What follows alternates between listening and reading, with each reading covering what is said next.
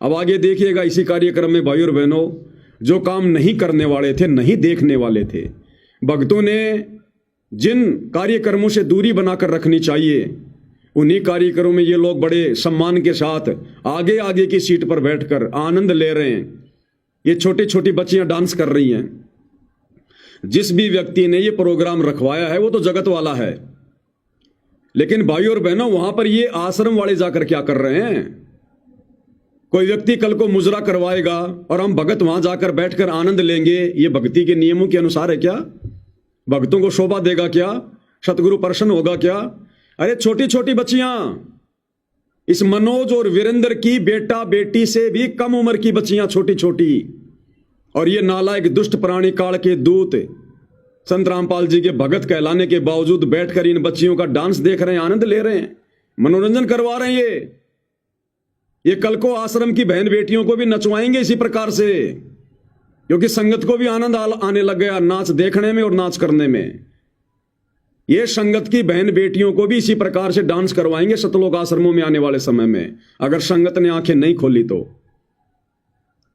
इनकी बेटी की उम्र की लड़कियां, ये बलजीत जैसे लोग, महेंद्र जैसे लोग, इनके पोते पोतियों की उम्र की ये बच्चियां, और वहां डांस कर रही हैं, और ये लोग मनोरंजन कर रहे हैं, आनंद ले रहे हैं। दुष्टों, मर क्यों नहीं गए इससे पहले? तुम्हारी आंखें क्यों ना फूट गई ये बेहुदा नजारा देखने से पहले? क्या तुम घर पर अपनी बहन बेटियों से डांस करवाकर देख सकते हो क्या? तो ये तुम्हारी बहन बेटियां नहीं है क्या? तुम्हारा फर्ज बनता था वहां जाकर उस बीच कार्यक्रम में खड़े होकर ये बोलने का कि भैया रुक जाओ, ये क्या कर रहे हो? ये छोटी छोटी बच्चियां, हमारी पोते पोतियों की उम्र की, हमारे बच्चों की उम्र की, ये क्या संस्कार दे रहे हो तुम इनको? इन बच्चियों का जन्म हमारे मनोरंजन के लिए हुआ क्या?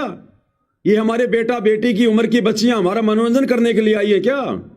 लेकिन भाइयों और बहनों, जिस प्रकार से परमात्मा ने बताया, महाभारत के समय जब द्रौपदी को नंगा किया जा रहा था तो भीष्म पिता, द्रोणाचार्य, कर्ण चुपचाप बैठे रहे। क्यों?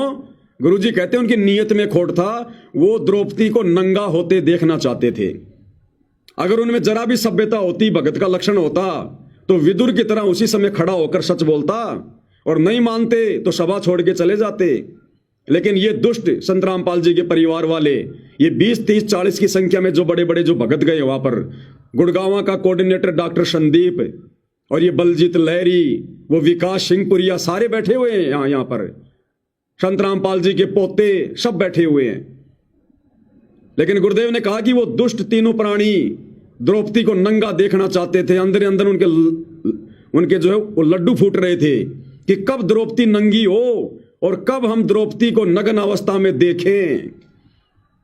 तो ये हरामखोर सतलोक आश्रम वाले ये कहते हैं कि मैं संत रामपाल जी का भाई हूं, मैं संत रामपाल जी का बेटा हूं, मैं उनका पोता हूं, हम संत रामपाल जी के भगत हैं। ये दुष्ट, बेहया, बेशरम, ये नालायक वहां पर अपनी बहन बेटी की उम्र की लड़कियों को नाचता हुआ देख रहे हैं, मनोरंजन कर रहे हैं, आनंद ले रहे हैं। इनको शर्म नहीं आई दुष्टों को?